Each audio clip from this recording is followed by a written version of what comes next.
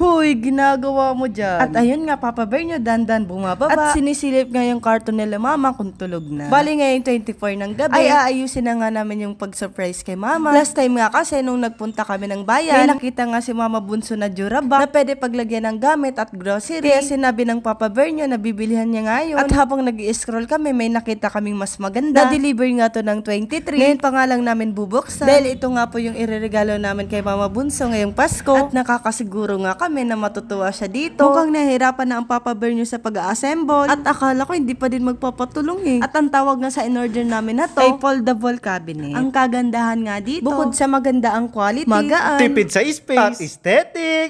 5 layers na nga din to. At alam nyo naman yung Papa Bear nyo, mahilig at magaling manorpresa. At hindi naman siya papayag na wala nga tong laman. At ito nga po yung kwento. Noong umaga nga habang nagluluto kami ng umagahan namin, lumapit nga si Mama Bunso at bigla niyang niyakap si Papa Bear. At nilalambing niya nga Nagpapahiwatig nga kasi si Mama Bunso na wala na nga ang grocery. At ito naman na Papa Bear nyo, loko-loko. Di niya nga pinapansin. Dead malang ba? At inaasar pa niya. Kakaltusan ko nga sana. Ang kwento nga sa amin ni Joryline na nalulungkot daw si Mama Bunso na hindi man lang daw nag-grocery si Papa Bear. Magpapasko nga daw na wala man lang daw tinapay at palaman. Nagigilty nga kami sa ginawa namin kay Mama Bunso. Pero kailangan para maging matagumpay yung pagsurpresa namin sa kanya. At ayun nga, binaba na nga namin isa-isa yung foldable storage at grocery. At ginagawa nga namin to ng walang ingay at pawang katahimikan. Mahirap na, baka mapornada. At baka magising sila mama. At baka masayang lang yung pag-effort namin eh.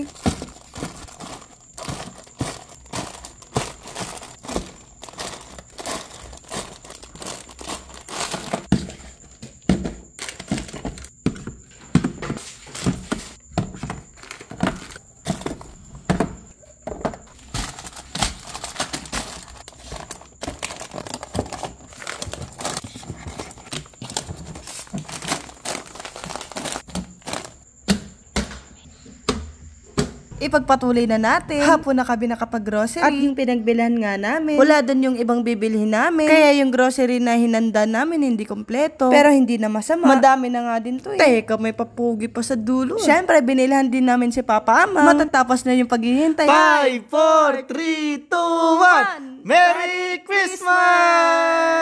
At yay, sa kabila ng pagod ko, nawala yun at napalitan ng saya at napasayaw pa. Umpisa na nga natin ang pagbibigay ng aginaldo. Unahin natin si Soso na nag-iwan ng medyas. At isunod na nga natin yung mga nasa baba. Wala nga kaming pushpin kaya tape na nga lang ginamit namin pandikit sa medyas. Yan na kayo sa mag-aamang Kelly. At ito na may sa pangatlong kapatid. Tapos pinasok na nga namin sila mama sa kwartong sakto naman nga din nakahiga pa si Papa kaya itinabi ko na yung dalawa para sa kanya. At yay, naging matagumpay nga ginawa naming surprise at napangiti nga si Mama. At ito nga lang talaga kasi yung kasiyahan niya na hindi nga maubusan ang stock ng grocery. At siguro nga din sa bigla nga ni Mama hindi nga din niya una napansin yung dalawang perang nasa taas. Merry Christmas! Merry Christmas!